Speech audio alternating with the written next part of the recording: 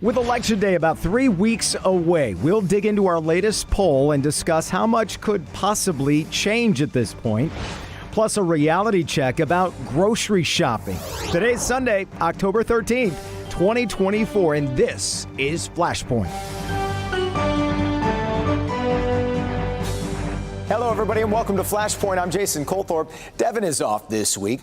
Our friends in the Southeast are reeling from a pair of deadly hurricanes that left widespread damage and a lot of darkness there. Efforts to restore and rebuild, of course, start with the basic needs like roads, shelter, and power.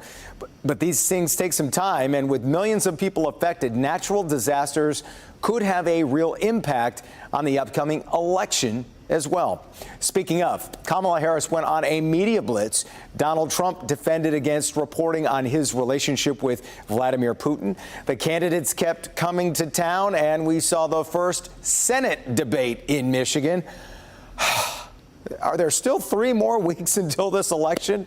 We're going to talk about all of that, plus the latest poll findings and whether any politician can influence prices for you at the grocery store.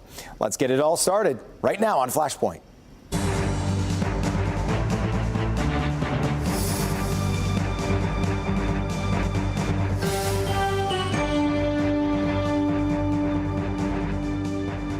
It was another action-packed week on the political front, and joining me to talk about it are Detroit Free Press editorial page editor Nancy Kaffer and deputy editorial page editor at the Detroit News, Caitlin Buss. Great to have you guys here. I figure let's just get this one out of the way right out of the gate, which is President Trump in town talking to the Detroit Economic Club and saying our whole country will end up being like Detroit if she is your president, referring to Kamala Harris. You're going to have a real mess on your hands. And I thought about this in the moment, and it's Donald Trump has said things like this about in Detroit about that. Obviously, doing it in the city is bold, but I thought, could this actually move the needle? Nancy, I'll start with you, because obviously he's not going to win the city, but for the people on the fence around the state, will this matter? I understand it didn't go over really well with the crowd. I wasn't there, but I understand there was not a lot of applause for that line. So I live in Detroit. Unfortunately, there are a lot of people outside our city in the metro area who say similarly unpleasant things about the city. And what I wish they could know is that though Detroit has challenges, I wish the country could be more like Detroit. Because what we do here is we take care of each other. We may bust each other's chops, but when the outsiders come for us, we circle the wagons. We stand up for each other. We have neighborhoods where people have worked so hard to have beautiful, safe places to live over decades when there was not much help for them coming. We have an amazing community here, and let's make America more like Detroit. We have arts, we have culture, we have the Lions are going to win the Super Bowl. We have amazing food, we have 2 amazing newspapers. What's not to love here? Yeah, unfortunately, I think what you alluded to there, the rest of the country does kind of see Detroit like that when they hear that. Caitlin, you were there. How did it go over, and do you think it will have any effect? It didn't go over great, and like you said, it's a bold place to say that, and he was being televised nationally, and so I think he's speaking to that audience. I've lived outside of Detroit, and people don't have a good opinion of it. Given that even that all those things are going on, they see the economy, they see the decades-old lack of safety, lack of investment. And they don't want to be like Detroit. So I think. Well, I'm sorry, you can't say lack of investment these days. That's not really a fair. But historically, and so I think he's trying to reach a broader audience, which that's going to resonate with them. Even people, like you said, throughout the state don't necessarily love Detroit, and that's not to say they should or not, but it's a point that might resonate with people, I think. On the other side of it, we saw Kamala Harris, who hadn't done any interviews for the longest time after she was kind of thrust to the top of the ticket. Finally, this week, kind of hit a media blitz with some comfier interviews with The View. Stephen Colbert did a podcast, but also one on 60 Minutes. What did you take away from those? I'm glad she's out there talking more. I think the venues relay a disconnect with the American people. I mean, we've had 2 hurricanes hitting over the past 2 weeks. We've got really serious issues going on, and those podcasts have great reach. I just think they reflect a lack of seriousness. Drinking beer on stage with Colbert, You know, it's a retail politician move. We'll see if it ultimately works when people come down to voting what Will they it want. play like the saxophone on Arsenio? We don't know yet. But she kind of mentioned with the hurricanes going on, I don't know what you thought about Kamala's interviews, but also kind of suddenly they both have to worry about being too political or making the hurricane response political. Is that a dangerous area for either of them? So I'm from the Gulf Coast, and from Mobile, Alabama, on the Gulf Coast, where hurricanes were part of my life growing up. I've lived in New Orleans, and I lived in Mississippi, where I covered post-Katrina recovery in the Pine Belt. Hurricanes are really serious and should never be politicized. The important thing, regardless of political party, is getting the aid to people who need it. You can't imagine the challenges when there's no power, no communication, no fresh water, and no real end in sight to when that's going to change. And I think, what I hope, is that any serious candidate focuses on that and not trying to use it as a wedge. Now, afterward, there's time for analysis of how performance was handled. Obviously, the president during Katrina didn't do an amazing job with the assistance and recovery, but the time is not in the immediate wake of the disaster. The time is to help people, and that's where the focus should be. Let's pivot to the Senate race. We have a second debate coming up with Rogers and Slotkin. What did you make of the first one? You know, in a lot of these debates, like for the presidential debate, no one's mind is really being changed, right? Everyone kind of goes in with their priors, and I think that's true for a lot of people in the Senate race. But I think that for folks like us in our line of work, we tend to think people are extremely familiar with these candidates because we've covered them for decades, or close to a decade, I guess, with Representative Slotkin at this point. But for, I think, a lot of folks, they're still unknown quantities. They're still learning about this. Now, I don't know if those are the folks watching debates. Right. They both do have a large audience that doesn't know them fairly well yet. They both have very impressive resumes. They're both very qualified, and I think they brought out a lot of substance. It got a little ugly at times, but I think they brought out a lot of substance to that debate, and I think they really showed how each of them would deal with being a senator. I think they talked about, give very clear indications as to what their approach would be, sort of what their philosophy of governance was. Kim, what was your biggest takeaway, and do you see anything carrying over to the next one? I don't see much carrying over. I think the biggest thing with this debate was the lack of access for most voters. So there were some issues, it wasn't widely broadcast, and so I think it was hard for people to find. I do think they covered a lot of substance. I think this race is really interesting. It's one of the most critical Senate races in the country. Rogers has been able to close the gap pretty well in the past few weeks. So I think he's gotten more money, his ads are working. People know Slotkin, so I'd be interested to see if she gets any more momentum at this point, because I think it's behind Rogers, because people are remembering who he is, perhaps, now with more spending. She had, or there was some news coverage about where his residency is and if he's actually been living there. And she kind of threw a few shots at, well, you were in Florida when that happened, or you were in Florida when this happened. Do you think that's going to keep getting some traction, or are we past that? I think it's, it's a fair point that she's been hitting him on for the entire campaign. I think when you look at kind of the pictures, and, most reasonable people say, okay, well, the home's not ready to be lived in, and so he's living somewhere else. So I don't think that will be a huge vote-moving issue for the two of them. I think it's going to be very close. Overall, and real quick answer on this one, do we, when we think about how each, party is playing to try and get Michigan, one of them, the Republicans trying to say, if you don't vote for us, the auto jobs are gone. Democrats were making this about abortion access. Which one do you think plays better? And I only have about 30 seconds. Roll the dice, I guess, depending on who you're talking to. But I mean, for women, I think reproductive rights are huge. Women who work in auto manufacturing, I don't know. I'd love to hear from them. Yeah. I think, I think Americans, including women, are still going to vote for their biggest concerns, which are the economy and the border. I think abortion is the third concern, and we'll see how that foils around. But I think women still care about kitchen table issues, too. Well, thank you so much for coming in and talking about it, Caitlin, Nancy. Appreciate that. We're coming right back to break down some poll numbers, and we're going to dive into it with our pollster, Richard Zuba. Stay with us.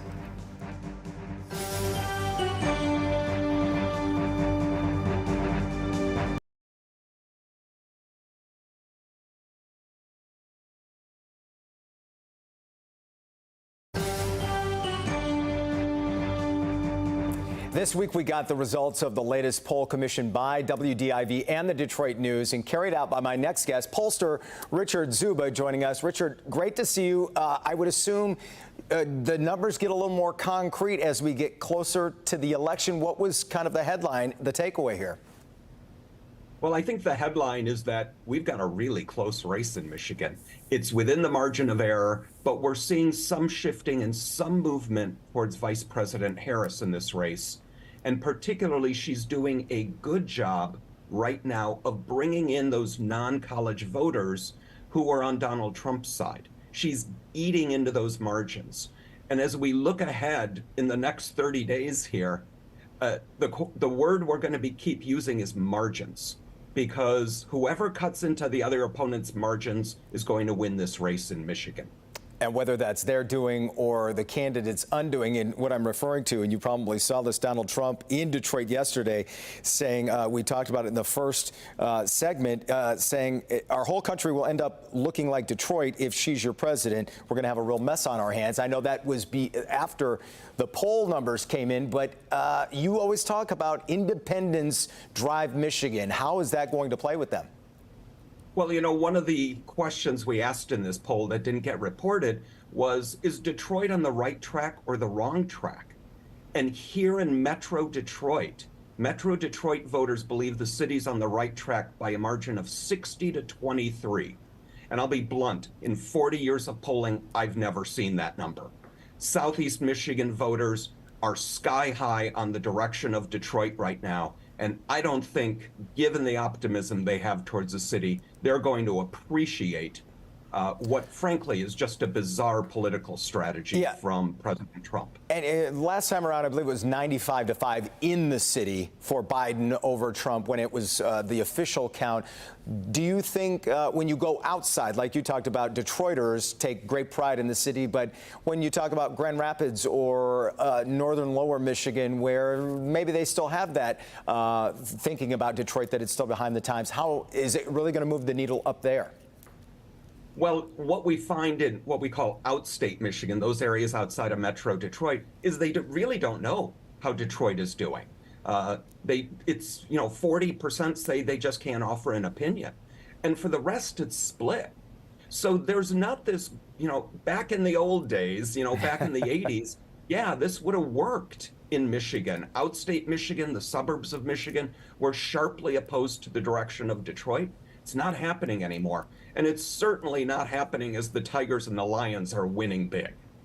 Yeah, it is funny how sports often can drive just the political scene as well. Let me pivot to the Senate race after we just had the first debate with Rogers and Slotkin. But when it comes to the poll numbers, Rogers has closed the gap a little bit. What's been the driving factor there? Well, the first time we polled was in late August. And that was a couple of weeks after the August primary. What we've seen is that we have a 3.5% lead for Slotkin, and Rogers has closed that lead by bringing Republicans home. And this Senate race, frankly, looks like a classic Michigan U.S. Senate race. Democrat has a slight advantage right now. There is an opportunity here for Rogers to win this race, but he's got to win over independents. And right now, Slotkin is winning independents by 8 points. And she's doing so largely on the strength of the issue of abortion. And I think one of the things we saw play out in that debate was, frankly, she really hammered Mike Rogers on the abortion issue. Do you have any numbers about how you keep using sports, each team's playbook is playing to the crowd, meaning Republicans are talking about auto jobs and you're going to be forced to buy EVs and all the jobs are going to leave if we lose. And the Democrats saying, well, you're going to lose your right to choose if we lose. Are the numbers telling you anything on how those messages are playing? Yeah, one of the things we're seeing is that abortion really is galvanizing female voters. This is a very big issue. One of the questions we asked in this poll is, if a candidate is opposed to abortion, does that make you more likely, less likely, or have no impact on how you're going to vote?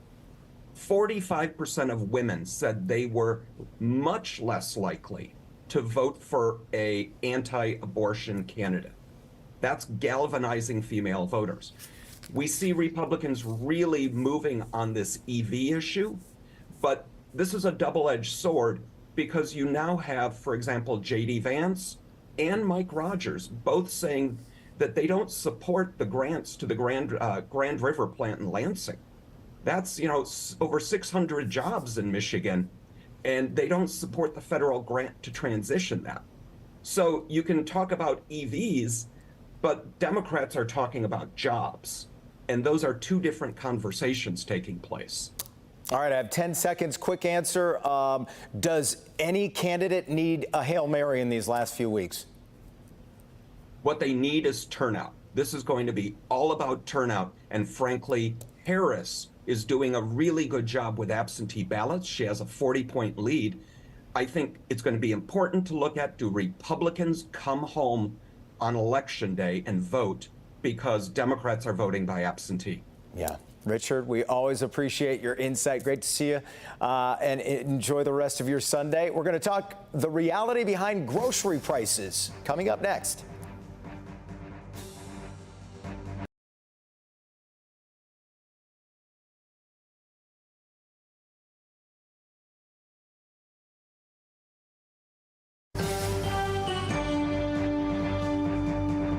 Welcome back, everybody. Polls show the economy is the top issue for most voters because price increases, especially at the grocery store, have made times tight for a lot of folks over the past few years. Joining me to talk about what the presidential candidates say they're going to do about it is Michigan State University economist David Ortega. David, thanks so much for being with us. Let's start here. What would you say is the biggest misconception either about inflation or grocery prices? Yes, I mean, this is an issue that is really front center for a lot of voters heading into the presidential election. And when we talk about inflation, it's really important to realize that we're talking about a rate of increase in food prices. So how much prices are increasing over a certain period of time. Now, the rate of inflation for food is down to around 1.3% year over year, which doesn't sound like a lot. And inflation for food and in general has come down substantially, but consumers care about the price level. And the price level is significantly higher today for food than it was 4 years ago, more than 20%. And that's what consumers are reacting to. And I think, am I right in assuming that they're mistakenly thinking that these prices are going to fall back down to maybe pre-pandemic levels one day? Correct. I think, there's that hope that maybe prices at the grocery store will come down to what they were before COVID. But that's just not the nature of prices. Prices tend to rise very quickly and they're very slow to come down. And so while prices aren't increasing as quickly, they're still going up, just at a much more moderate level. I think that gets lost sometimes because we listen to the candidates who make promises about solving inflation. We've heard Trump talking about using tariffs to lower it or reverse it. Harris saying she'd stop price gouging to do that. What do you think of those plans or when they put those ideas out there to kind of reverse this? Well, I appreciate the focus on an issue that's so important for consumers, but I think we have to be very careful about unintended consequences of these policies. So the use of tariffs to bring prices, and in particular food prices, down is likely to have the opposite effect, meaning they will just lead to higher prices at the grocery store. And that's because tariffs are a tax on imports. So they make products more expensive, and not just the end product, but a lot of food companies rely on intermediary goods to produce food here at home, things like fertilizer, equipment, and other ingredients. And when those are, you put a tariff or a tax on that, that increases their price, and that translates into higher prices at the grocery store. On the price gouging ban from Vice President Harris, I think we have to be really careful about unintended consequences here. If you sort of tamper with the market mechanisms, we could look at situations where there may be price or product shortages because companies aren't able to raise the price in response to market shocks, shocks to supply, shocks to demand. It could lead to more things like skimflation, shrinkflation, as companies try to cut costs and cut corners in an attempt to bring costs down. So something I think we need to be very careful about. Yeah, suddenly that carton of strawberries is only half as full as it used to be. It is quite interesting to think about how this plays out. If you had advice to give to whoever the next president is when it comes to, hey, folks want to see a difference at the grocery store, what would that be? Well, so, it's important to realize that the president has very little control over food prices, especially, short term. What I would advise them to do is to, focus on some of the factors that are going to be affecting food prices in the long run. Climate change is here with us into the foreseeable future. We've seen the impacts of climate change on the price of produce, the price of beef. Given the drought that we saw a couple of years ago out west, where a lot of our cattle is being produced. And so, investing in the technology that's needed to ensure that we have the most drought resilient varieties of crops and sort of just the best science out there to tackle the effects of climate change. And in the short run, I think we need to expand the safety net for low income households.